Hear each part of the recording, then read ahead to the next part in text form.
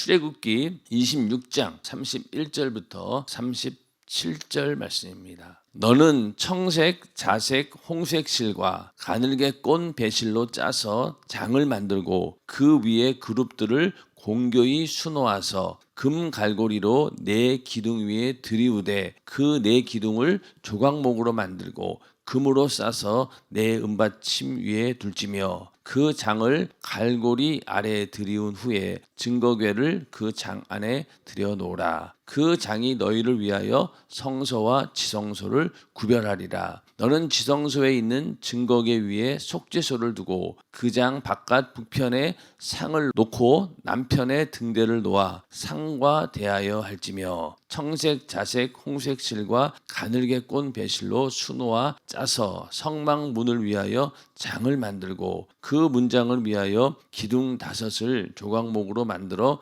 금으로 싸고 그 갈고리도 금으로 만들지며 또 그 기둥을 위하여 받침 5을 노수로 부어 만들지니라. 아멘. 오늘은 출애굽기 26장 31절부터 37절 말씀을 중심으로 예수 그리스도의 육체를 상징하는 휘장이라는 제목으로 성막 강의 81번째 81번째 시간입니다. 성막에는 휘장이 2개 있습니다. 성소 입구에 하나가 있고 지성소로 들어가는 곳에 또 하나 있습니다. 전자를 바깥 휘장, 또 후자를 안휘장이라고 부릅니다. 먼저 안휘장은 성소와 지성소를 구분하는 역할을 합니다. 요게 이제 안휘장이고 바깥 휘장인 거예요. 안휘장은 청색, 자색, 홍색, 흰색, 배실이죠. 4가지 색으로 짜서 만들고 그 위에 천사들을 수놓았습니다. 그리고 조각목을 금으로 싸서 기둥 4을 만들어 각각 은받침으로 받치고 금 갈고리로 4 기둥 위에 그 휘장을 들이우게 했습니다. 자, 아까 읽으신 말씀처럼 먼저 여기 안휘장 요거는 4가지 색, 청색, 자색, 홍색, 또 흰색, 가늘게 꼰 배실이 흰색이 되는 거죠. 4가지 색으로 이 휘장을 짜라는 거예요. 그리고 그 위에다가 천사들을 이렇게 수를 놓아야 됩니다. 여기 이제 보면 이게 천사 문양이에요. 천사 문양으로 반드시 수를 놓아야 된다라고 하나님이 명령하신 거고, 그리고 조각목을 금으로 싸서 여기 기둥이 4개가 있죠. 이 4개를 뭘로 하느냐? 바로 조각목에다가 금으로 싸서 만들고 그렇게 기둥 4을 만든 다음에 각각 뭘로 받치려고 했습니까? 은받침으로. 여기 있는 4개의 받침이 있는데 요건 다 뭐라고 했어요? 은받침으로 고정을 해라. 그리고 그 다음에 금 갈고리로 4 기둥 위에 휘장을 걸어가지고 이렇게 딱 성소와 지성소를 구분하는 안휘장을 이렇게 만들라고 말씀을 하셨습니다. 근데 바깥 휘장도 있는데 바깥 휘장도 안휘장처럼 4가지 색실로 짜서 만들라고 하셨지만 안휘장처럼 천사들을 수놓으라는 말은 없습니다. 여기 보면은 문양이 여기는 이렇게 하나님이 정해주신 거예요. 천사 문양을. 근데 여기는 뭐 굳이 하나님께서 정해주지는 않았어요. 그런 차이가 있고 그 다음에 또 기둥 5을 세워서 휘장을 들이우라고 한 것도 안휘장과 다른 점입니다. 여기는 또 기둥이 5개예요. 5개고 그거를 받치고 있는 게 뭐냐? 이것도 바로 금받침입니다. 이게 약간씩 차이가 있다는 거예요. 차이가 있다. 그래서 이게 안휘장, 바깥휘장. 성경 그대로고, 자, 안휘장을 들추고 지나면 지성소고, 그리고 그 안에는 하나님의 법궤가 있습니다. 이 휘장 안에는 아무나 들어갈 수 없습니다. 법적 절차를 갖추지 않고 들어가면 현장에서 바로 죽습니다. 이 휘장 안에는 1년에 한 번 대제사장만이 들어갑니다. 그러므로 이 휘장은 하나님을 만날 수 없게 한 담과 같습니다. 이게 아까 그 처음에 여기 말씀 보면은 이렇게 안휘장을 만들고 성소와 지성소를 구별하라고 했죠. 그리고 너는 지성소에 있는 증거궤 위에다가 속죄소를 두고, 그러니까 그 안휘장 안에 법궤가 있는 거예요. 그리고 속죄소가 있고, 그리고 너는 지성소에 있는 증거궤 위에다가 속죄소를 두고 이렇게 말씀하고 있죠. 그러니까 증거궤 법궤 위에다가 속죄소가 있는 거예요. 그 다음에 거기서 이쪽 지성소에서 바라봤을 때 바깥 북편에 상을 놓고, 상이 뭡니까? 이거는 떡상이 되겠죠. 떡상. 여기서 봤을 때 북쪽에 있는 게 바로 떡상이에요. 그리고 또 남편에, 이쪽이 북쪽이고 남쪽에는 등대를 놓으라는 거죠. 서로 마주보게 만들고 그렇게 만들라는 거예요. 이렇게 해서 휘장과 성소의 기구들을 어떻게 배치해야 되는지에 대해서 이렇게 말씀을 하고 있습니다. 이 지성소 안으로는 대제사장만 1년에 한 번 딱 들어갈 수 있네요. 공식적으로. 그래서 이 휘장은 하나님과 만날 수 없게 한 담과 같다. 그러니까 하나님이 계시는 곳이 바로 지성소 안인데 거기서 하나님을 만나야 되는데 아무나 들어갈 수 없다는 거예요.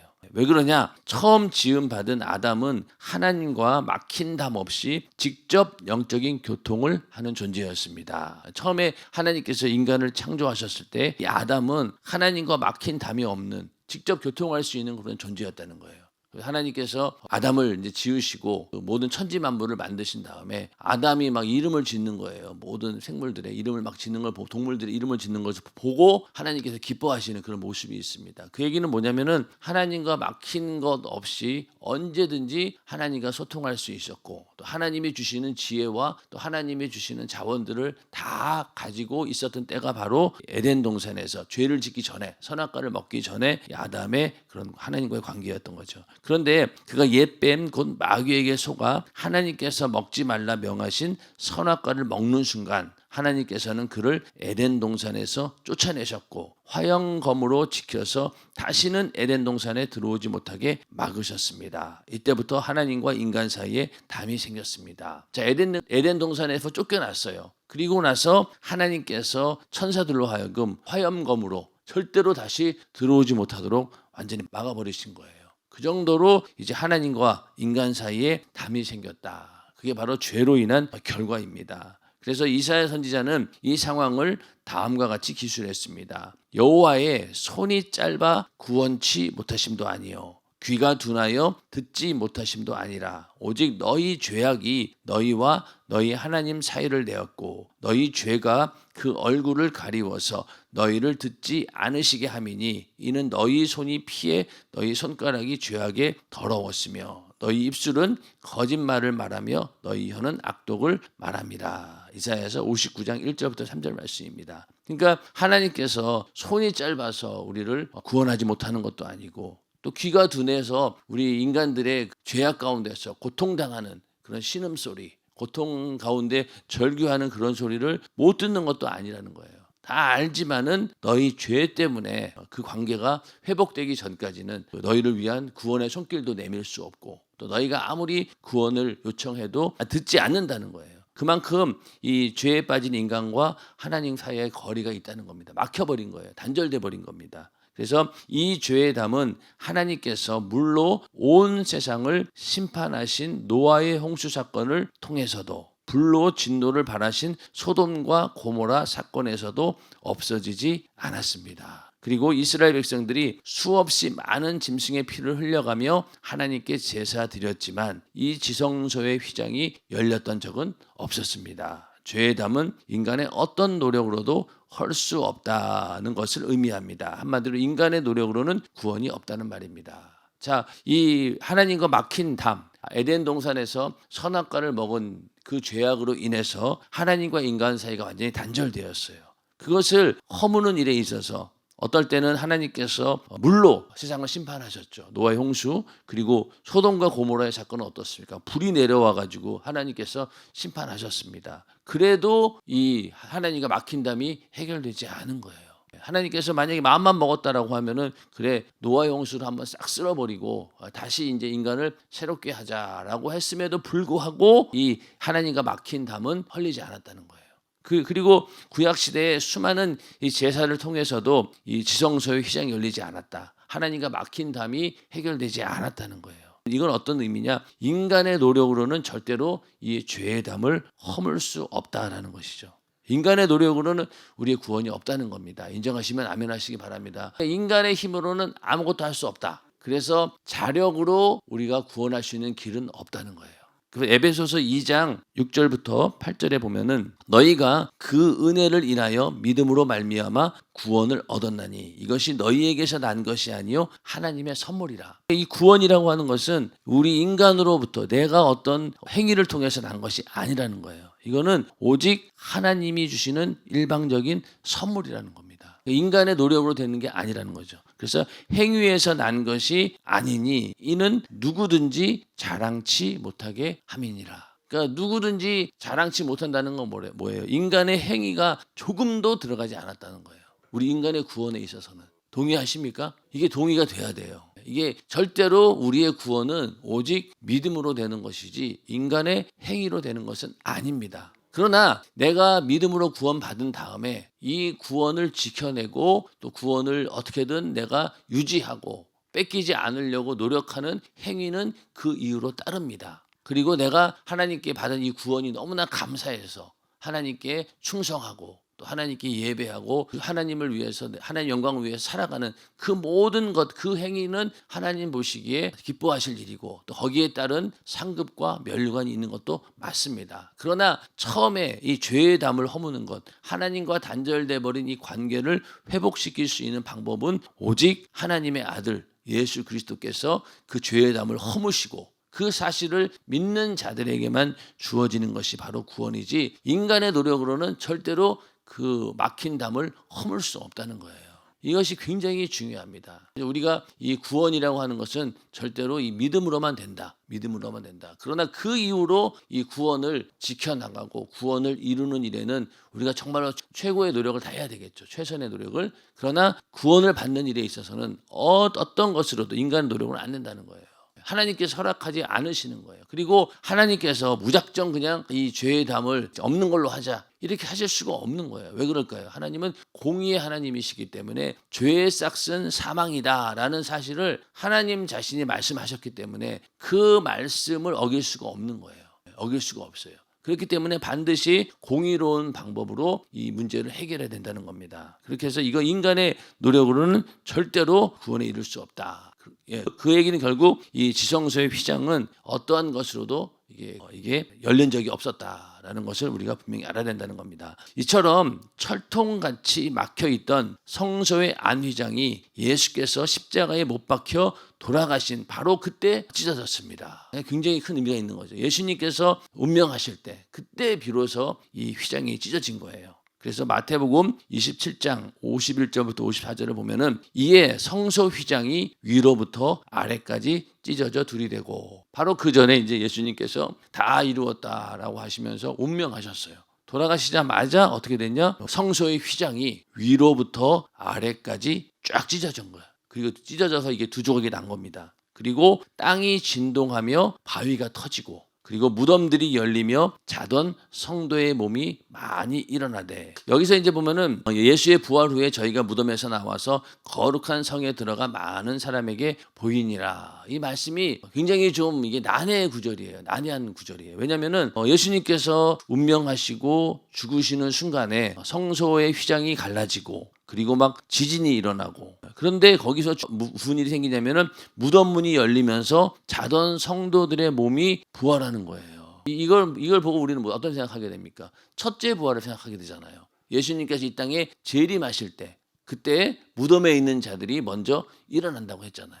그 모습이 여기서 예수님이 돌아가실 때 나오니까 성도의 첫째 부활이 이때 이루어진 거냐? 혼돈이 막 오는 거예요. 근데 솔직히 말씀드려서 여기에 대해서는 정확한 답이 없어요. 이런저런 이렇게 이야기만 있을 뿐이고 이때 일어난 이 부활은 잠시 그 예수님의 부활을 증거하기 위한 하나의 이적과 표적의 차원에서 하나님이 보여주신 것이다. 그럼 이 사람들은 어떤 사람이냐? 그러면 이 사람들은 무덤에서 일어나서 거룩한 성으로 들어갔다고 했으니까 영원한 영생에 들어간 거냐? 뭐 이런 얘기를 쭉 하는데 거기에 대한 그 이후로 다른 그 말씀이나 이런 부분이 없기 때문에 거기에 대해서는 여러 가지 의견만 있을 뿐이에요. 그냥 예수님께서 부활하실 때 엄청난 능력과 이적과 표적이 나타났다. 그래서 막 지진이 일어나고 그러면서 막 휘장이 갈라지고 이런 엄청난 이적과 표적을 보여주면서 예수님께서 죽으신 그 사실에 대해서 보여주신 것이다. 이 정도로만 우리가 이해를 해야 된다는 겁니다. 그러면서 그 백부장과 및 함께 예수를 지키던 자들이 지진과 그 되는 일들을 보고 심히 두려워하여 가로되 이는 진실로 하나님의 아들이었도다 하더라. 예수를 죽인 사람들 가운데 그 가운데서 지켜보는 사람들도 있었다는 거죠.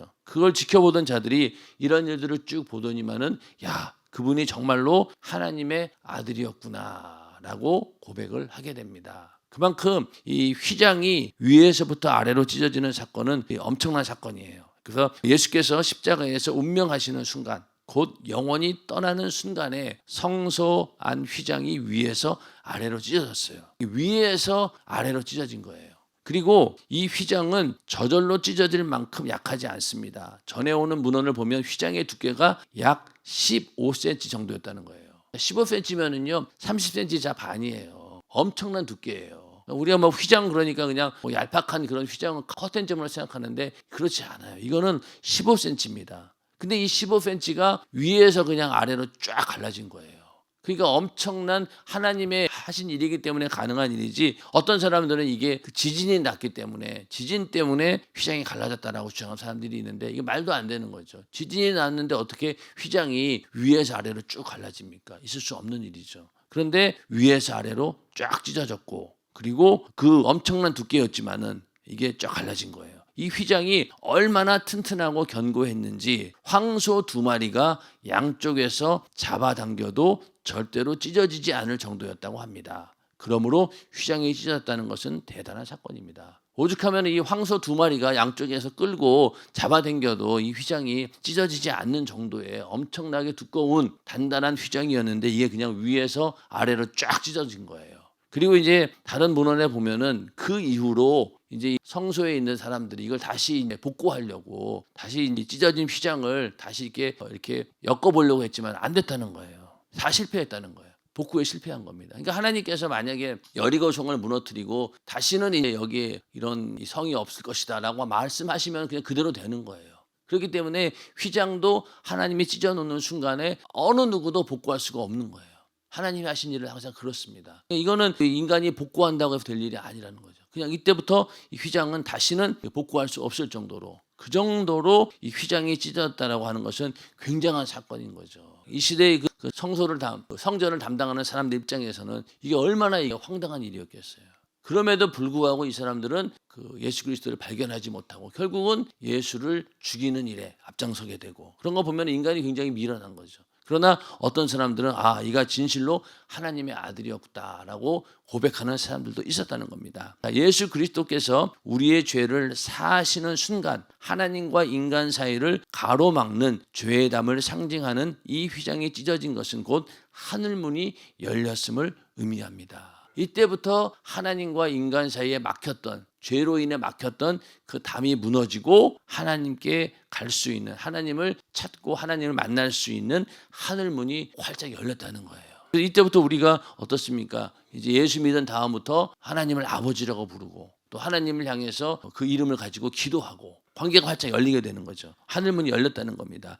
예수께서 죽으셨을 때 백부장을 비롯해 예수를 지키던 자들이 이는 진실로 하나님의 아들이었도다 하고 탄성을 발한 이유가 바로 그것입니다. 오늘날도 우리가 이 찢어진 휘장을 보면서 하나님의 아들 예수 그리스도께서 나를 구원하기 위해서 이 땅에 오셨구나. 그리고 그 죽음과 부활로 인해서 내가 하나님께 나아갈 수 있는 길이 열렸구나 라고 하는 그런 고백으로 우리의 신앙도 시작이 되는 것이죠. 이 고백과 똑같은 거예요. 그가 진실로 하나님의 아들이었구나. 우리도 신앙 고백이 뭡니까? 예수님께서 하나님의 아들이시다. 그리고 그가 나를 구원하신 구세주이시다 라는 사실, 그 신앙 고백으로 우리가 하나님과의 만남이 이루어지는 것처럼, 그게 언제부터냐? 바로 예수님께서 운명하시고 휘장이 갈라지면서부터 막힌 담이 열리고 하늘문이 활짝 열리게 된 것입니다. 그래서 히브리서 기자는 이 사건을 이것을 사하셨은즉 다시 죄를 위하여 제사 드릴 것이 없느니라고 설명하고 있습니다. 예수께서 십자가에 달려 피 흘려 죽으셨으니 이제 다시는 대제사장이 휘장을 들추고 지성소 안으로 들어가 짐승의 피로 제사 드릴 필요가 없고 단번에 모든 제사가 끝났다는 것입니다. 그러니까 이것을 사하셨은즉 다시 죄를 위하여 제사 드릴 것이 없다. 매년마다 대제사장이 이스라엘 백성들의 죄를 가지고 다시 지성소로 들어갈 일이 이제는 없다는 거예요. 그런 제사가 이제는 필요 없다. 그래서 예수님께서 단번에 모든 제사를 끝내신 거예요. 그리고 과거 이 대제사장들이 지성소 안에 들어가는 그 제사는 1년 유효기간이 1년이에요. 1년 동안 하나님께서 이스라엘의 죄를 용서해 주시고 그런 거예요. 근데 이 예수님께서 드린 제사는 어떻습니까? 단번에 드렸지만은 그 유효기간은 영원한 거예요. 단번에 영원히 올려드리는 그 제사로 인해서 십자가의 죽음과 부활로 인해서 이제는 과거의 구약시대의 모든 제사가 종결이 되는 겁니다. 끝났다는 거예요. 그래서 이것을 사하셨은즉 다시 죄를 위하여 제사 드릴 것이 없느니라. 이제는 구약시대의 모든 제사가 이제는 끝났다. 이제는 필요 없다라고 이 휘장이 찢어지는 사건을 통해서 보여주고 있는 겁니다. 계속해서 그러므로 형제들아 우리가 예수의 피를 힘입어 성소에 들어갈 담력을 얻었나니 하고 기록하고 있습니다. 과거에는 지성소에 들어가면 죽을지 살지 몰랐기에 대제사장만 두려운 마음으로 들어갈 수 있었는데 이제는 누구든지 예수의 피를 힘입어 담대하게 지성소에 들어갈 담력을 얻었다는 것입니다. 그 길은 우리를 위하여 휘장 가운데로 열어놓으신 새롭고 산 길이요 휘장은 곧 저의 육체니라. 결론이죠. 그 휘장 가운데로 열어놓으신 새롭고 산 길, 그 길을 바로 예수님께서 십자가에 달려 죽으심으로 인해서 그 육체의 죽음으로 인해서 그 휘장이 활짝 열렸다는 거예요. 그리고 그 안으로 들어갈 수 있는 새롭고 산 길이 열린 겁니다. 그러니까 이제 그때부터 모든 인간들이 예수의 피를 힘입어 회개하고 내 죄가 사함받았다라고 하는 순간부터 그때부터 담대하게 그 길을 향해서 들어갈 수 있는 일이 생긴 거죠. 우리도 지금 하나님을 아버지라고 부르고 기도할 수 있는 이유도 또 예배할 수 있는 이유도 바로 예수님께서 새롭고 산 길을 열어놓으셨기 때문에 우리는 그 안으로 들어갈 수 있는 겁니다. 그래서 예수님께서 내가 곧 길이요 진리요 생명이라고 하셨잖아요. 그래서 이 말씀은 성소의 휘장이 예수 그리스도를 상징하고 있음을 말해주고 있습니다. 예수께서 내가 곧 길이요라고 한 말씀은 바로 우리에게 열린 새롭고 산 길을 의미합니다. 예수님께서 그 길을 열어놓으신 거예요. 그리고 곧 그 길이 곧 나다. 예수님의 육체가 휘장이 찢어지는 것이 바로 예수님의 육체라고 했으니까 바로 내가 곧 길이다라고 하는 것은 바로 내가 하나님께 갈 수 있는 길 그 자체라는 거예요. 그래서 예수님께서 내가 곧 길이다. 그리고 예수 그리스도의 십자가 사건으로 모든 인간은 하나님과 막힌 담이 헐리고 하나님을 만날 수 있게 되었습니다. 하나님께로 나아가는 이 길을 우리 인류에게 열어주시려고 하나님께서는 아들 예수 그리스도를 이 땅에 보내셨습니다. 그 아들을 십자가에 달려 죽게 하면서까지 인간과 하나님과의 관계가 열리길 소원하셨던 것입니다. 하나님께서도 이 막힌 담을 어떻게든 헐고 싶으셨고 또 인간들을 구원하기 위한 길을 열기를 원하셨지만은 다른 방법으로는 안 되니까 결국은 하나님의 아들이 대신 인간의 죄를 짊어지고 십자가에 달려 죽으시고 그래야지 그런 하나님께 올려드리는 제사를 드렸기 때문에 그 길이 열린 거예요. 다른 방법이 안 된다는 겁니다. 자주 말씀을 드렸지만은 천지 창조는 하나님께서 원하시면은 매일도 할 수 있어요. 그렇잖아요. 이 천지 만물을 창조하는 이는 하나님께서 원하시면은 뭐 언제든지 할 수 있고 수백 번, 수천 번도 할 수 있어요. 그런데 하나님의 아들은 어때요? 독생자라고 했잖아요. 한 분밖에 없어요. 한 번에 그 기회를 다 쓰신 거예요. 그러니까 천지 창조보다도 이 우리를 구원한 사건이 위대하다라고 하는 것은요. 하나밖에 없는 아들을 대신 우리의 죄를 담당하기 위해서 이렇게 십자가에 달려 죽게 하신 거잖아요. 그러니까 천지 창조보다도 더 위대한 게 바로 우리를 구원한 사건입니다. 그러니까 성서의 휘장이 갈라지고 그것으로 인해서 우리 인간이 하나님께 나갈 수 있는 길이 열렸다라고 하는 것은요. 천지 창조보다도 더 위대한 거예요. 그래서 여기 보면은 예수께서 온갖 병을 고치셨을 때도 오병이어로 5천 명을 먹이는 이적을 행하셨을 때도 수많은 귀신을 쫓아내셨을 때도 예루살렘 성전에 있는 성소 휘장이 열렸다는 말은 없습니다. 하나님의 예수의 이런 이적과 표적이 있었지만은 그때도 이 인간의 죄의 문제가 해결되지는 않았다는 거예요. 그런데 바로 예수님의 십자가의 사건 그 이후로 예수님께서 다 이루었다라고 말씀하시는 순간에 이 일이 벌어진 겁니다. 그래서 소경이 눈을 뜨게 하고 죽은 자를 살렸을 때도 이 휘장이 열렸다는 말은 없습니다. 언제 열렸느냐? 바로 예수께서 십자가 위에서 물과 피를 다 쏟고 운명하시면서 다 이루었다라고 말씀하시는 순간에 이 휘장이 위에서 아래로 찢어졌습니다. 하나님께서는 성소와 지성소를 분리하는 이 휘장을 위에서 아래까지 완전히 찢으심으로 지성소로 들어가는 길을 단번에 열어놓으신 것입니다. 성소 휘장을 여는 데는 하나님 아들의 피 흘리심이 있어야 했습니다. 그 큰 희생을 치르고 하나님께로 나아가는 새롭고 산 길을 열어놓았으니 얼마나 감사합니까? 하나님께서 하나님께 나아가는 휘장을 열어 우리에게 영원한 살 길을 열어주신 예수, 그분이 주시는 생명을 공급받아 영원히 사는 우리가 된 것입니다. 아멘. 그래서 예수님께서 길이요 진리요 생명이라고 하셨다라고 하는 것은, 길은 뭡니까? 분명한 방향을 알려주는 거죠. 이게 길이다라고 하는 것은 이쪽 방향이야, 다른 길 없어, 그렇게 말씀해 주고 있고, 그리고 진리라고 하는 건 뭐예요? 변하지 않는다는 거예요. 이거 길이야 라고 해놓고 여기만 길이 아니고 사실 여기도 길이 있어서 이건 진리가 아니죠. 이것만 길이야 라고 정확하게 방향을 제시해 주고, 그리고 변치 않는, 그게 바로 진리인 거죠. 길은 이거밖에 없어, 오직 예수만이 길이야, 그러면 그게 끝까지 길이어야 되는 거예요. 근데 세상은 그렇지 않잖아요. 이게 길이다, 이게 좋은 방법이라고 해놓고 또 다음 해가 지나고 나면 이게 아니었네, 이게 더 좋은 길이야, 이렇게 변할 수 있지만은 예수님이 하신 일은 변하지 않는다는 거예요. 그리고 생명이라고 하는 말은, 자, 길이 있고 방향도 알고 또 그 길로 가야 되는 것도 알아요. 근데 만약에 그 길을 갈 수 있는 능력이 없고 기력이 없다라면 어떻게 되겠어요? 아무리 좋은 길이 있고 방향도 아는데 뻔히 보고도 난 못 가 이러고 주저앉을 수 있잖아요. 그런데 하나님께서는 그 길을 갈 수 있도록 우리에게 능력을 주신다는 거예요. 그래서 우리에게 성령을 보내주셔서 성령의 능력으로 이 길을, 변하지 않는 이 진리의 길을 갈 수 있도록 우리를 인도해 주신다는 거예요. 성령께서 끝까지 우리를 진리 가운데로 인도하신 영이기 때문에. 그래서 내가 곧 길이요 진리요 생명이라고 하는 것은 우리 인간이 그 길로 능히 갈 수 있도록 모든 환경을 다 만들어 주신 거예요. 그래서 이 일이 언제 시작되었느냐? 바로 성소의 휘장이 갈라지면서, 바로 예수님께서 십자가에 달려 운명하실 때, 그때 다 이루었다라고 말씀하시는 그 순간 이 일이 벌어지게 되었고, 그때부터 이제 우리 인간은 예수의 피를 힘입어 하나님께 담대히 나아갈 수 있는 길이 열리게 된 것입니다. 오늘도 우리는 이런 예수의 피의 공로가 있기에 하나님께 예배드리는 것이고 기도하는 것이고, 또 그 은혜가 너무너무 감사하기에 우리는 또 충성하며 예배하며 전도하고, 그렇게 해서 우리의 삶을 하나님께 올려드리는 겁니다. 오늘 이 말씀을 잘 기억하면서 내 안에 이 새롭고 산 길이 열렸음에 감사하면서 오늘도 내가 주를 위해서 죽도록 충성하겠습니다, 예배하고 또 기도하고 전도하며 충성하는 삶을 살겠습니다라는 고백이 우리 안에 넘쳐나기를 주님의 이름으로 축원합니다.